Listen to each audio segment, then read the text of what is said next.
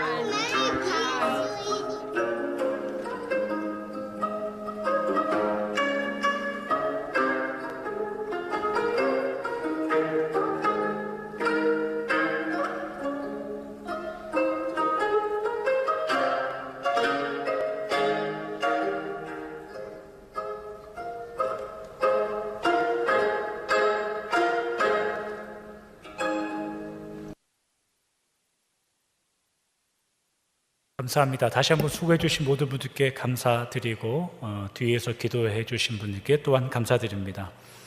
오늘은 그간의 누가복음 주일 강해 설교를 한 주 멈추고 갈라디아서의 말씀을 저희가 함께 나눠보려고 합니다. 이유인즉슨 수고해 주시기 위하여 한국에서 오신 봉사자분들이 이제 이번 주면 한국으로 돌아가고 또 여행차 시카고에 들르신 그 몇 교우분들의 친구분들이 아마 이번 주가 마지막으로 다시 돌아가는 걸로 제가 알고 있습니다. 저희가 지난 몇 주간 멕시코 다녀온 선교 보고 또 문화 캠프 일로 제가 여러분들과 말씀을 나눌 기회가 없어서 또 주일마다 하는 누가복음 강해는 저희가 어떠한 맥락을 가지고 추적하고 해명하고 그래서 말씀을 나누기 때문에 저희 모두가 공통으로 함께 나눌 수 있는 말씀을 정하여 오늘 나누려고 합니다. 오늘 저희가 함께 나눌 말씀은 갈라디아서의 말씀을 통하여 성경에서 말하는 은혜와 믿음에 관한 내용에 대해서 저희가 나눠보려고 합니다. 여러분들 성경 갈라디아서 1장 2절 가운데 보시면 갈라디아서는 사도 바울 선생님이 갈라디아 지역의 여러 교회에 보내는 소위 율법을 넘는 은혜라는 것이 어떠한 의미를 가지는가에 대해서 기록하여 보내는 그런 성경입니다. 1장 6절 이런 데 말씀을 보면 갈라디아 지역의 교회들이 이상하게 사도 바울이 전한 복음 외에 다른 복음을 따르기 시작했습니다.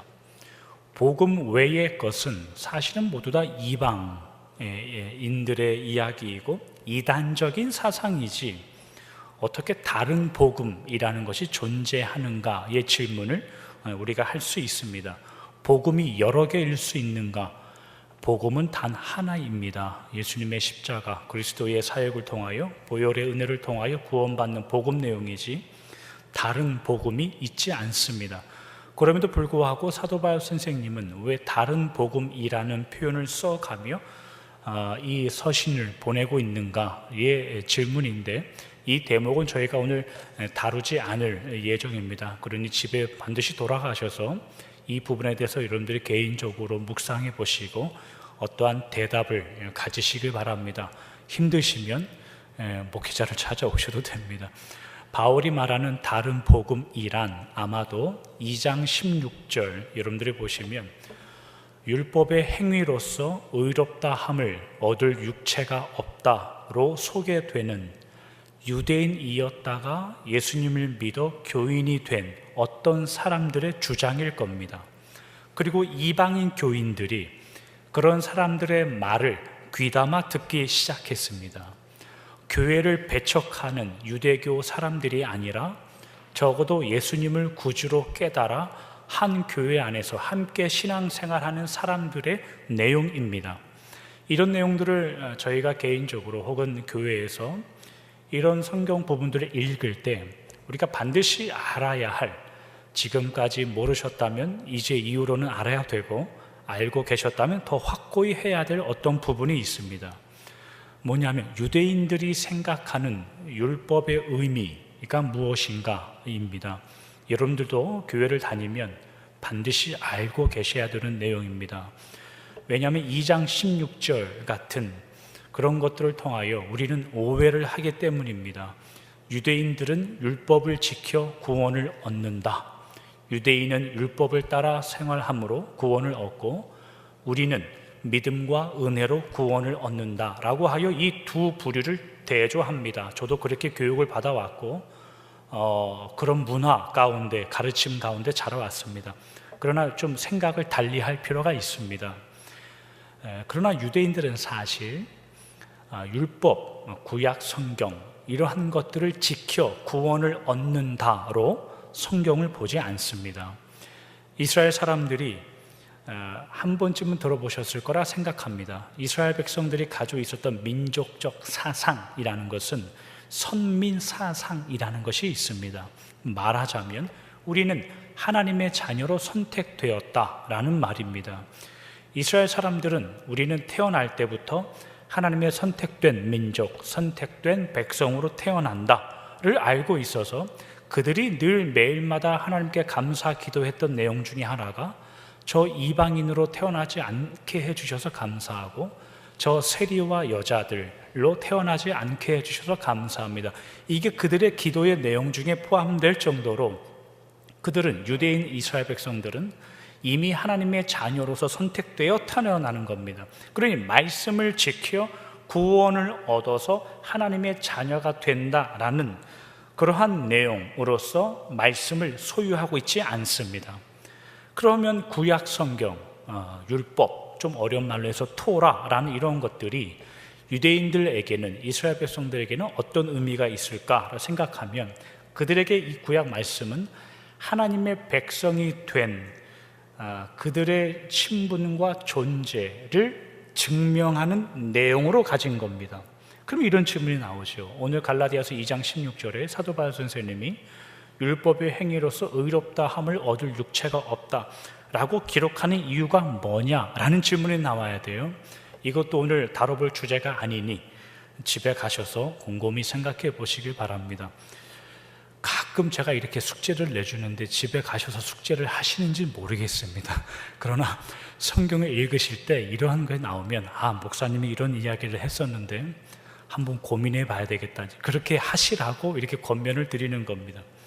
여러분들의 이해와 묵상을 위해서 도움을 드리자면, 이스라엘 백성들이 율법을 언제 받냐면 모세가 출애굽하여 가나안 땅을 가는 그 광야의 여정 중에 시내산에 올라가서 율법, 토라, 구약 성경을 받는 겁니다. 또한 모세의 후계자 여호수아가 출애굽 2세대를 데리고 요단강을 건너 가나안 땅에 들어간 이후에는 이 말씀들, 구약의 성경 말씀들을 지켜 그 가나안 땅에서 그 성경 안에 기록된 하나님의 은혜와 축복을 받아 누리는 그것으로 율법과 구약 성경을 이스라엘 백성들은 가지고 있는 겁니다. 다시 말하면 가나안 땅에 들어가서 이 말씀을 잘 지키면 영원한 하나님 나라를 주고 천국을 얻고 구원을 주겠다의 내용이 아니라 그들은 이미 하나님의 은혜로 얻게 된 가나안 땅에 들어가 하나님께 구원받은 자녀로서 하나님의 선택된 민족으로서에 대한 신분과 감사의 내용, 그 증명으로 성경이란 말씀을 지키고 사는 겁니다. 그럼 말씀을 읽고 제사를 드리고 시간이 되어 성전에 올라가서 예배를 드리는 율법의 실천을 통하여 하나님의 은혜와 구원을 노래하며 감사하는 것입니다. 말씀이 조금 어려운 대로 흘러가긴 했지만 여러분들이 반드시 기억해야 되고 이것을 알아야 신앙 성장에 큰 도움이 됩니다. 이러한 율법의 전통을, 이러한 의미를 가진 유대인 교인들이 갈라디아 교회 안에 있는 겁니다. 이런 사람들이 어떻게 교회를 위협했을까를 생각하면 예수님 말고 율법을 믿어야 구원을 얻는다, 이렇게 유혹하지 않았을 겁니다. 애초에 유대인들은 그런 개념이 있지 않다고 서두에 나눈 그런 맥락이기 때문입니다. 유대인 교인들의 문제는 예수님을 메시아로 인정하는 것에는 분명합니다. 거기엔 다른 이유가 붙지 않습니다. 그러나 유대인들 교인들, 그들이 가진 문제는 하나님의 자녀로서 구원 얻음의 만족, 신앙을 가지고 있고 하나님 아는 하나님의 은혜의 확인, 이런 내용들을 자신들이 지키는 어떠한 조건과 내용들의 근거를 두고 거기서 의미를 찾았기 때문에 문제가 되는 겁니다. 예를 들면 유대인의 제사를 한번 생각해 보죠. 구약 성경에는 많은 유대인의 제사의 내용이 들어 있습니다. 예를 들면 죄인이, 한 사람이 죄를 지으면 제물을 가져와, 양을 가져와 그 위에 자신의 죄를 전가, 그 머리에 손을 얹어 죄를 전가시켜 이 제물을 죽여서 제사를 드리는 겁니다. 그래서 속죄를 받는 겁니다. 그런데 여러분들이 한번 생각해 보시죠. 우리가 생각해 보면 아무리 이스라엘 백성들이 동물 위에 손을 올려서 내가 가진 죄를 전가시킨다고, 모든 책임을 이 짐승에게 돌린다고 한들 실제 이 동물이 그 죄를 지은 거냐 이 말이죠. 실제 이 동물이 어디 가서 누구를 죽였겠습니까? 아니면 옆집의 재물을 이 동물들이 탐을 냈겠습니까? 실제 죄를 지은 건 나인데 나의 모든 책임을 이 녀석한테 돌린 겁니다. 뿐만 아니라 하나님께서도 이 재물을 받으면 이 사람을 받겠다라고 인정해 주시는 겁니다. 그렇기 때문에 하나님과 이스라엘 사이에서 구약 성경 안에서 제사라는 의미는 무엇이냐면 하나님께서 은혜를 통하여 그들을 받아주신다는 내용을 가지고 있는 겁니다. 이런 율법의 실천들, 구약 성경에 아주 많이 열고되고 있는 율법의 내용들은 그냥 다만 그것을 실천하여 구원 얻는다 이렇게 쉽게 끝날 문제가 아니라 이스라엘 백성들은 그 율법의 실천을 통하여 그들이 구원받겠다가 아니라 그 이미 구원받은 하나님의 은혜와 사랑을 확인하는 방법으로 사용되고 있는 겁니다. 그런데 이러한 내용들이 신약 성경에 넘어오면 예수님의 가르침을 통하여 구약의 이런 모든 내용들이 예표와 그림자라고 가르치기 시작한 겁니다. 그리고 이 모든 내용의 실체가 예수님께서 오셔서 성육신 하셔서 십자가를 지심으로 고난을 받으심으로 완성되었다라고 우리는 그렇게 믿는 겁니다. 개신교회들은 아무리 유대인 교인이라 할지라도 예수님이라는 실체가 왔을 때에는 그 전까지 그림자와 예표로 사용했던 모든 것들이 더 큰 것 앞에 사라지고 더 큰 것이 그들 앞에 남는 겁니다. 그럼 유대인들은 교인이 되면 유대교의 전통을 다 버려야 되는가 생각할 수도 있겠지요. 저희가 오래전에 나눈 것처럼 베드로 사도나 사도 바울이나 예수님을 믿기 시작했을 때부터 유대교의 전통을 다 버리고 교인으로 살았냐, 그런 말은 성경에 단 한 구절도 등장하지 않습니다. 여전히 베드로나 사도 바울은 유대인으로서 살고 때로는 누군가에게 필요하면 할례도 주고 시간이 되면 성전에 올라가 유대인의 전통에 의하여 예배도 드리고 때가 되면 회당에 가서 회당에서 말씀을 가르치기도 하고 예배도 드리는 겁니다. 나는 예수로만 산다라고 하여서 유대 사회와 떨어져 나 혼자 저기 가서 살지 않았다 이 말입니다. 그러니 유대인 교인이면 그 교인들은 누가복음 24장 27절에 있는 말씀처럼 선지자의 글들과 모세의 글들이 예수님에 대하여 기록하는 것을 비로소 깨달아 구약에 있는 말씀을 통하여 예수님이라는 실체를 얻는 것이고, 이방인들은 그리스도의 십자가의 일을 결과 사건을 통하여 예수님이라는 실체를 얻는 겁니다. 이것이 갈라디아서 3장에 가면 이렇게 표현됩니다. 갈라디아서 3장 28절 29절입니다. 너희는 유대인이나 헬라인이나 종이나 자유인이나 남자나 여자나 다 그리스도 예수 안에서 하나이니라. 너희가 그리스도의 것이면 곧 아브라함의 자손이요 약속대로 유업을 이을 자니라. 예수 안에서 하나이니라 라고 할 때 하나다라는 말은 사실은 원문에는 없습니다. 영어 성경만 보더라도 없고, 영어 성경에는 neither, nor 이렇게 나와서 예수 안에는 유대인도 없고 헬라인도 없다라는 단어로 사실은 반복이 되는데 오늘 주제가 아니니까, 유대인 교인들이 이방인이 될 이유가 없고 이방인 교인들이 유대 교인이 될 필요가 없다. 남자나 여자나 종이나 자유인이나 그 모든 사람들이 그들 나름대로의 각자의 자리에서 하나님의 나라를 얻을 충분한 근거가 있다라고 성경이 기록하는 겁니다.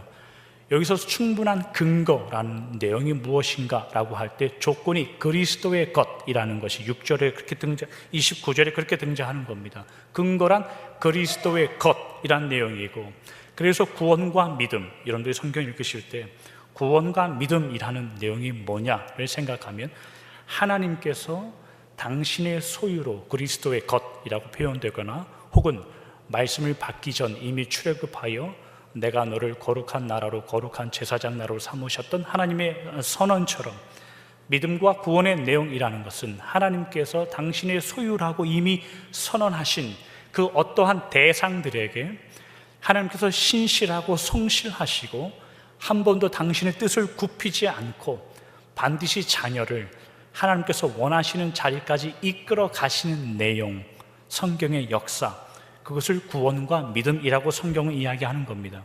그래서 오늘 본문 갈라디아서 3장 5절과 6절은 이렇게 기록하는 겁니다. 너희에게 성령을 주시고 너희 가운데서 능력을 행하시는 이의 일이 율법의 행위에서냐 혹은 듣고 믿음에서냐, 아브라함이 하나님을 믿음에 그것을 그에게 의로 정하셨다 함과 같으니라. 성령을 주신다라는 것은 여러분들의 현재 혹은 우리 모두의 수준, 그것보다 먼저 하나님께서 찾아오시고 하나님 아버지의 은혜와 성령 하나님의 역사로 말미암아 우리를 하나님의 자녀로 인치신다는 선언이 먼저 있다는 겁니다. 이 화면에 있는 말씀을 유진 피터슨 이랑 목사님의 메시지라는 성경에는 이렇게 번역을 해놨어요. 제가 한번 읽어드릴게요. 하나님께서 성령을 주셔서 여러분 스스로가 할 수 없는 일을 하신 것이 여러분의 열심 때문입니까? 여러분들이 가진 믿음 때문입니까? 이 말은 둘 다 아니다라는 뜻입니다. 우리가 성령의 인치심을 얻고 하나님의 은혜를 얻는다라는 것이, 자녀가 된다는 것이 우리가 가진 열심도 아니고 심지어 우리가 가진 믿음의 수준이 그것의 근거가 될 수도 없다는 겁니다.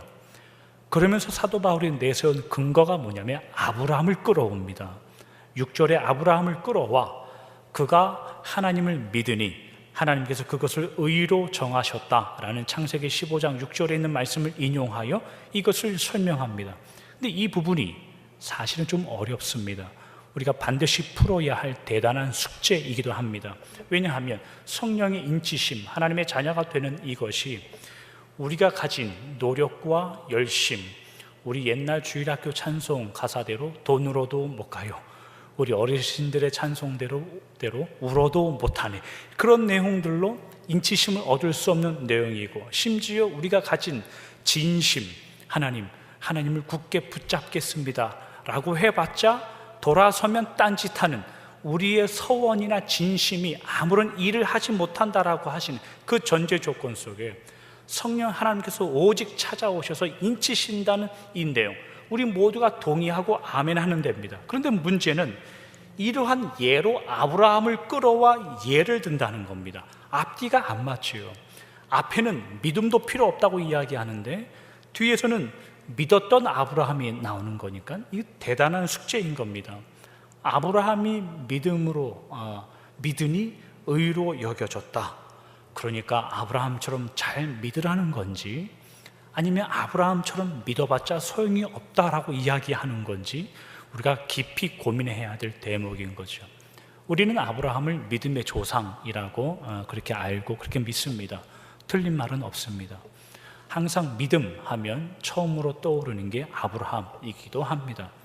그러나 뜻밖의 성경은 아브라함을 존경하고 본받을 만한 열심과 믿음을 가진 인물로 우리에게 소개하지 않고, 뜻밖의 히브리서의 표현을 빌리자면 더 나은 본향을 사모하셨던 분, 갈라디아서의 표현을, 오늘 본문의 표현을 빌리자면 성령 하나님의 인치심을 받은 어떤 분으로만 다만 소개합니다. 저희가 어쩌다 여기까지 왔는지 모르겠지만 어제 토요일날 설교 준비를 마무리하면서 본문 내용은 들어가 보지도 못하고 서론만 설교 작성하다가 여기까지 온 겁니다. 그래서 다음 주에도 한 번 더 해야 되겠다라는 생각을 가지고 있습니다. 왜 아브라함이라는 인물이 믿음과 열심이 아니라 성령 하나님께서 인치신 어떠한 사람으로 오늘 본문에 소개되고 있는지, 그럼 성령님이 오신 그런 일은, 그 의미는 무엇인지, 또한 오늘 본문의 3절처럼 성령으로 시작하여 육체로 마친다는 의미는 무엇인지, 여러 가지 숙제를 해결해야 될 숙제가 거기 있습니다. 저희가 다음 주에 이 본문을 한 번 더 살펴볼 것인데, 이 몇 가지 남은 숙제를 저희가 하나하나씩 따라가다 보면 우리의 인생, 성도의 인생 속에 하나님께서 은혜를 우리보다 먼저 선언하시고 우리의 인생 개인들마다 그 각 개인들을 하나님께서 이끌어 가시는 성령의 역사와 하나님 아버지의 은혜를 좀 더 깊이 깨달을 수 있지 않을까 생각합니다. 오늘은 여기까지만 하고 말씀을 정리하도록 하죠. 저희 교회가 대략 한 달 반 준비한 것까지 합치면 그 3달 가까이 여름 사역을 준비했습니다. 그리고 이제 거의 다 마쳤는데, 저희 교회의 규모와 능력보다 큰 일을 했습니다. 인력으로도 그렇고 물질로도 그렇습니다. 저희 교회가 실제 가지고 있는 믿음의 깊이와 믿음의 실력보다 더 큰 일을 했습니다. 체력적으로, 정신적으로 거의 한계까지 왔고, 물질의 부담도 있었고, 다른 문화에 속해야 되는 그런 불편함도 감수했습니다. 처음에 이 일을 시작할 때 약 3개월 전에 이 일이 마칠 때쯤 되면 다른 것 다 뒤로 하고 그냥 우리가 스스로 대견스럽게 생각하면 좋겠습니다. 이제 그런 말씀 나눴던 기억이 납니다. 이 시점에 되어서 우리 모두가, 열린교회 성도들 모두가 이러한 어려운 일을 감당하는 이 일 자체를 우리의 믿음의 실력과 믿음의 깊이의 척도로 생각하여 교만해지거나 어깨가 으쓱해지지 않을 겁니다. 오늘 말씀에 비추어 보면 하나님께서 먼저 선언하시고 먼저 이끄셔서 그 일을 감당케 하신 성령 하나님의 은혜로만 여길 겁니다. 빌립보서 2장에 있는 말씀처럼 하나님께서는 당신의 기쁘신 뜻을 위하여 당신의 자녀들, 우리 안에 하나님의 좋으신 소원, 정당하고 타당한 소원을 품게 하신다라고 기록합니다. 하나님의 정당한 계획을 우리에게 주셨고 우리는 다만 그 일을 지난 몇 개월 동안 잘 실천해 왔습니다. 그러니 어떠한 이유에서든지 원망과 시비가 여러분들 안에 남아있지 않기를 축복합니다.